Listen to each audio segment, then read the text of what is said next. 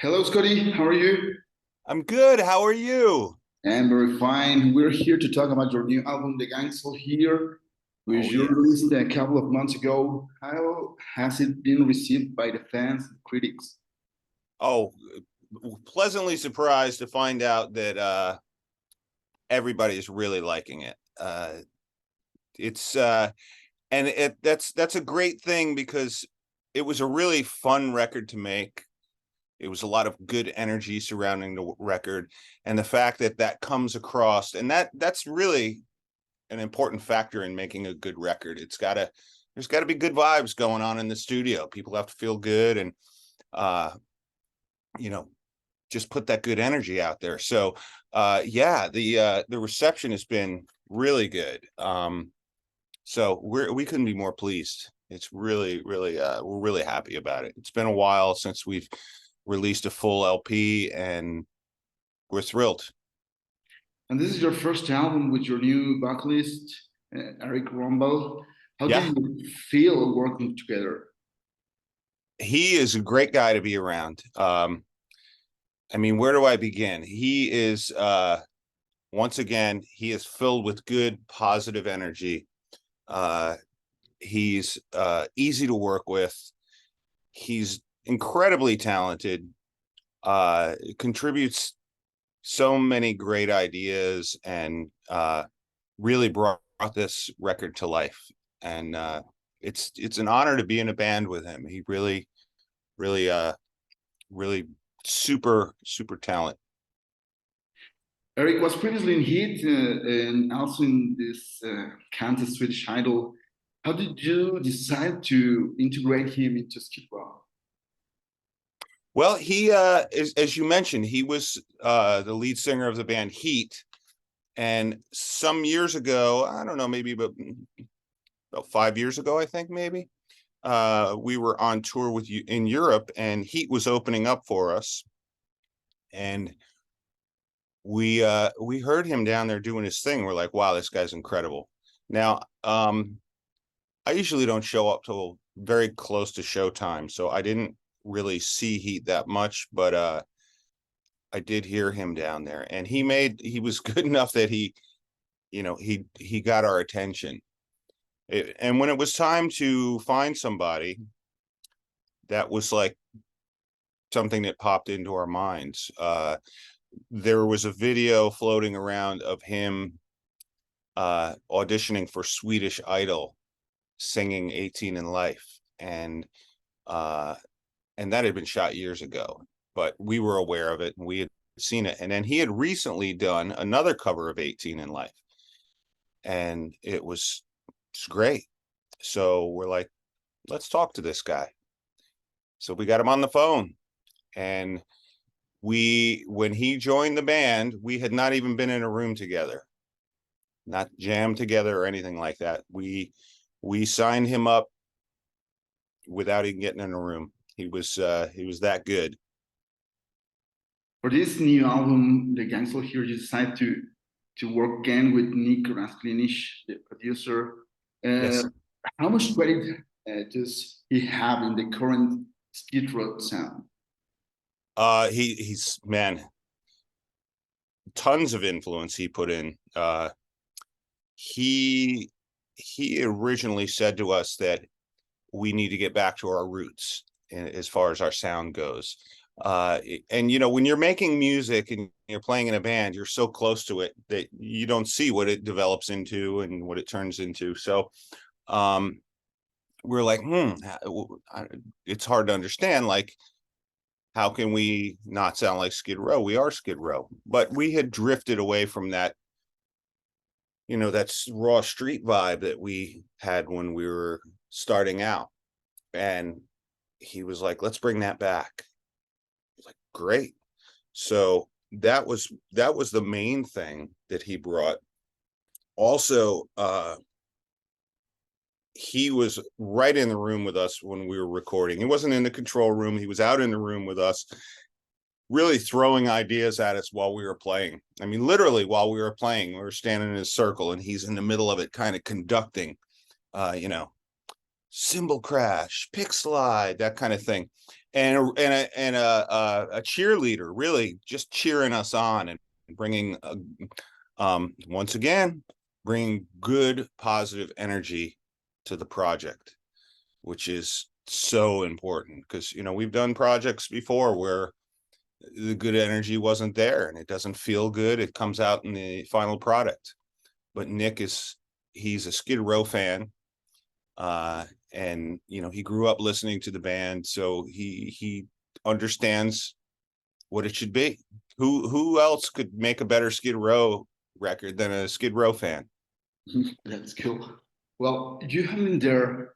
Skid Row have been there for 4 years, and you had a great bottom, a great boom in your beginnings, and just are still in force.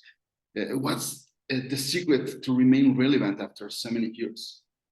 Well, I think the most important part of it is the bond that Snake, Rachel, and I have since the beginning. We're very close. We're like brothers. Sometimes we fight like brothers, but we are brothers. I love them like family. We've been together longer than we have not been together, most of our lives. And I think that's the key ingredient to, carrying on all these years, is that we like each other. We care about each other. We like working together. So then when you bring Rob Hammersmith and Eric Grönwall into the picture, those guys are perfect fits. They're just as close as any of us. So we're a very tight band. We're very much like family. We spend time together when we're not working, and that's what it takes to keep a band together, because it's not easy keeping a band together. Being in a band is very hard. It's like being married to 4 other people. And being married to one person occasionally is hard enough. So we got 5 people all together, and we have a good mix. I saw you shared on Facebook a video of a boy playing the drums to Skid Row song from the early 90s. How does you feel to have your legacy still alive and continue to persevere in these new generations? It's an amazing feeling. It's incredible. I get guitar players on social media all the time that learn my solos, and they post them. I see them on Instagram all the time. People send me videos, and I try to always comment, because it's very special to me.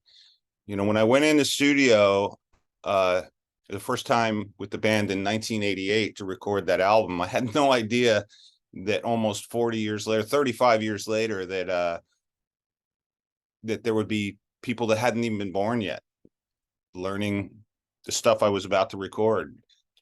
It's really weird. It's great feeling, really great. That's totally flattering. About the future, when we talk about this genre, we immediately think on the Greek titans of the genre, like you, of course, Guns N' Roses, Aerosmith, but it's hard to think of someone who can take over when you're gone, Do you see a bright future for hard rock, for heavy metal? Well, I think, in my time here on Earth so far, I've seen heavy metal and hard rock come and go. I've seen it become in fashion. I've seen it go out of fashion and come back again. When I first met Rachel and we started playing together in a previous band, that kind of music wasn't considered hip. It wasn't popular.